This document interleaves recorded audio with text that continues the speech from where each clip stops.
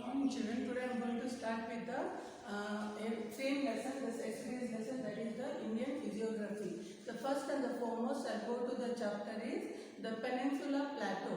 So this Peninsula Plateau is the largest physical division of India. So this Peninsula Plateau is the largest physical division of India. It lies to the south of the Great Plain and occupies about 16 lakhs kilometer square.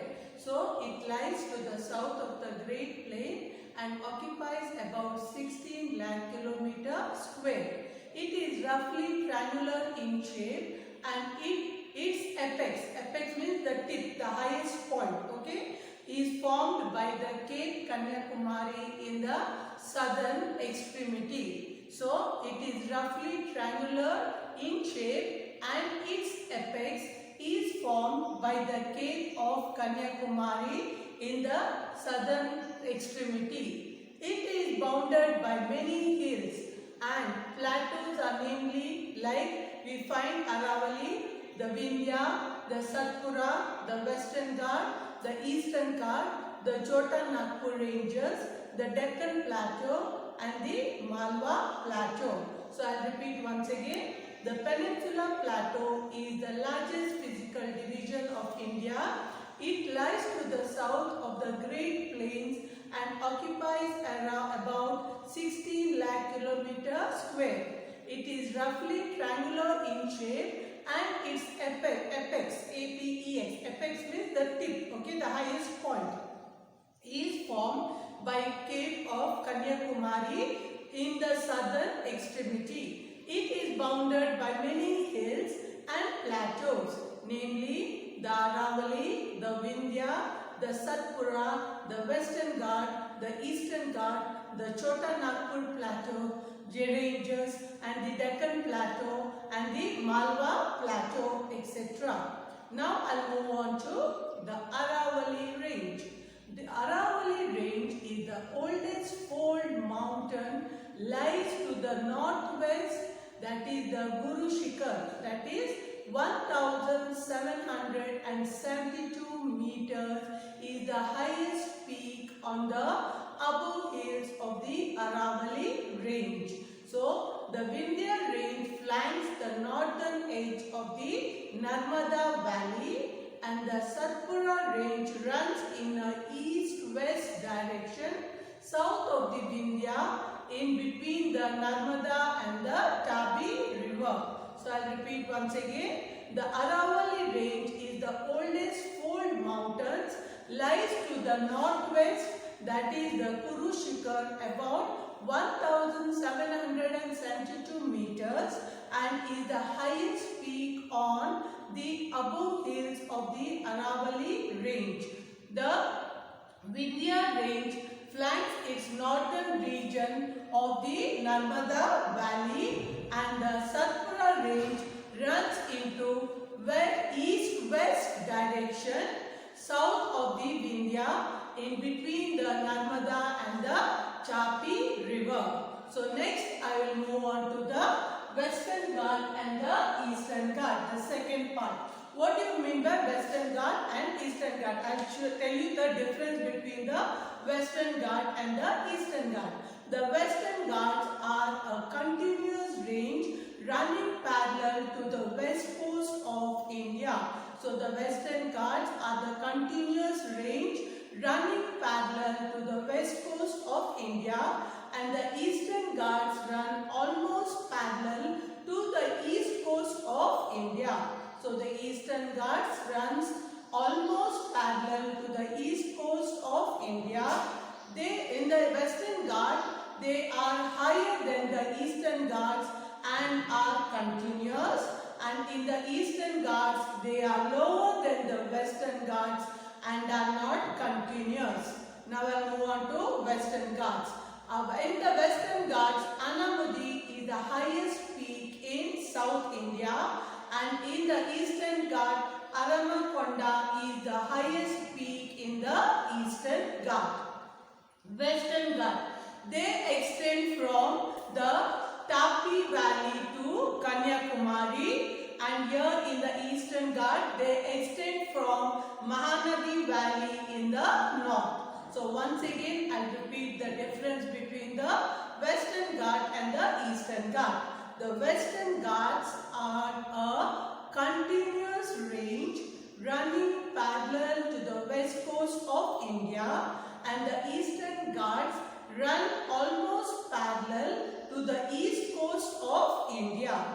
In the Western Ghats, they are higher than the Eastern Ghats and are continuous, and in the Eastern Ghats they are lower than the Western Ghats and are not continuous.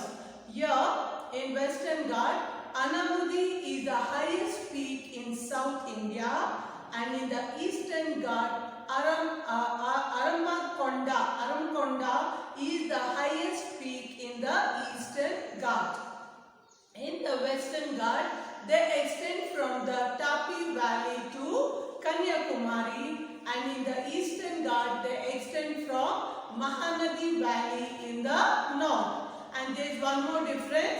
The Western Ghats are in the western direction and the Eastern Ghats are in the eastern direction. So this is the difference between the Western Ghats and the Eastern Ghats. And the one more important point, children, the Deccan Plateau is bounded by Satpura and the Vindhya in the northwest. This is the important point. The Deccan Plateau is bounded by the Satpura and the Vindhya in the northwest. Then I go to the importance of these Ghats. The important is about the Peninsular Plateau. Now I finished. Now what is the important? The Peninsular Plateau is rich in what? Minerals, thick forest, biodiversity. So the importance of Peninsular Plateau is rich in minerals, thick forest and biodiversity. It is influenced on southwest monsoon. Covered with black soil, useful for agriculture. So the Peninsular Plateau is covered with black soil, so it is very useful for agriculture. The Western Ghats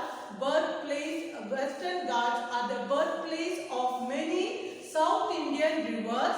The Western Ghats are the birthplace of many South Indian rivers, so it is useful for generation of hydroelectricity. It is also known for hill stations such as Ooty. So I will repeat the importance of the Peninsular Plateau. Peninsular Plateau is bounded by Satpura and the Vindhya in the mountain in the northwest. The Western Ghats, importance of the Peninsular Plateau. The Peninsular Plateau is, what is it, children? It is rich in minerals. It is rich in thick forest and also biodiversity. It has influence on southwest monsoon, and it is also covered, the Peninsular Plateau is covered with black soil, which is useful for agriculture. The Western Ghats have birthplace of many rivers. So many rivers flow in the Western Ghats. So it is useful for the generation of what? Hydroelectricity. So it is also known for hill stations such as Ooty. So this is about the Peninsular Plateau. Next I go to the coastal plain. Okay children, next I go to the coastal plain. What do you mean by coastal plain? The plateau of peninsular India is fringed. Fringe means edge, okay, by coastal plain on either side. The edge, okay, it is fringed on the either side. The plateau of the peninsular India is fringed by coastal plains on either side. It extends from Rann of Kutch in the west to the delta of the Ganga in the east. So it extends from Rann of Kutch in the west to the delta of the Ganga in the east. The coastal plain, again it is divided into two parts. So that is the western coastal plain and the eastern coastal plain. So again I'll repeat, the coastal plain. The plateau of Peninsula India is fringed, I mean the edge of it, by the coastal plain on either side. Either side, it extends from Rann of Kutch in the west to the delta of the Ganga in the east.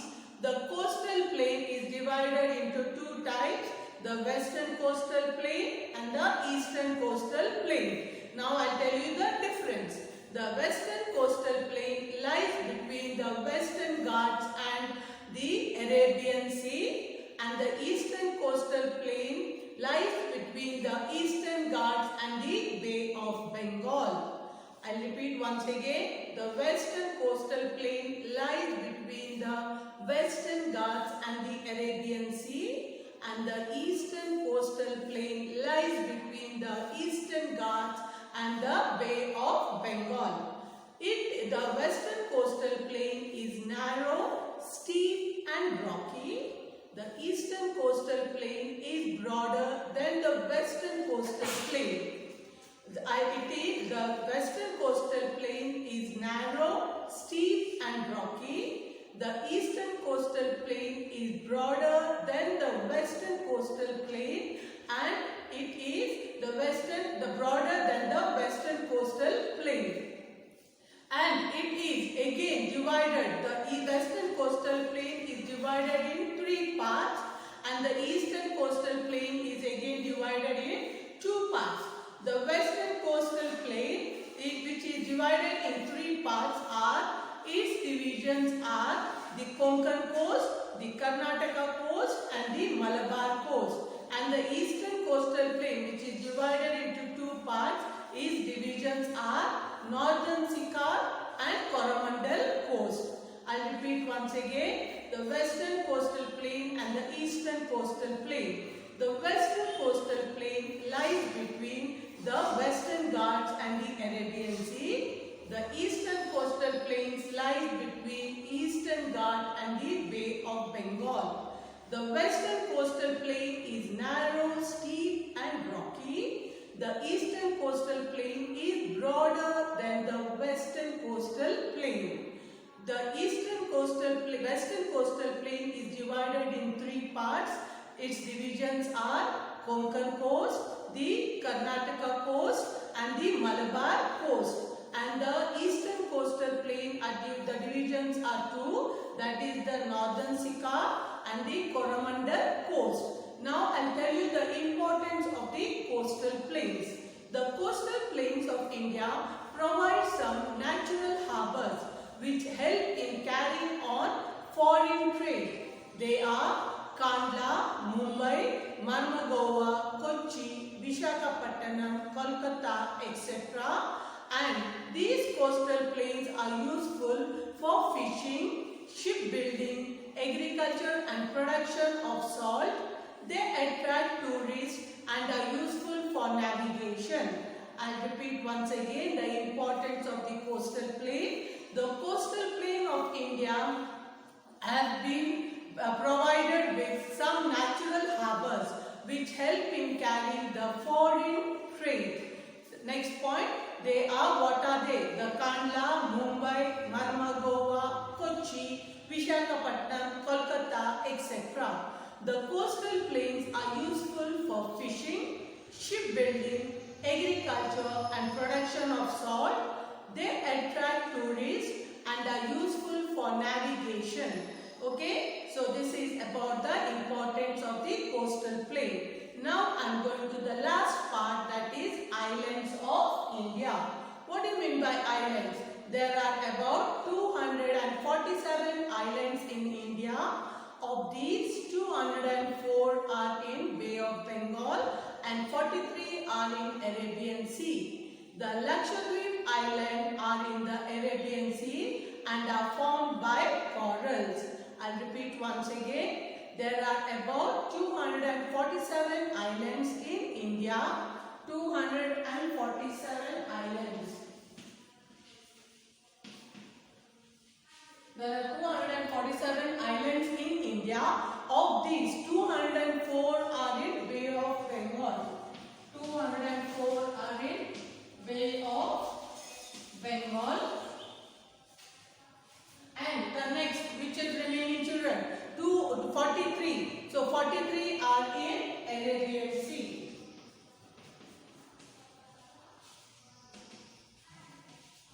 So total how many islands are there? 247 islands.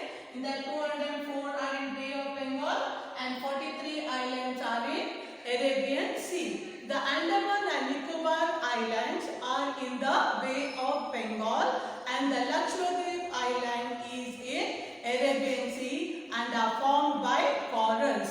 So this is the end of the chapter of the second lesson, that is the Indian physiography. So for your homework children, I want you all to listen to the speech of my today's lesson and you have to do the differentiation.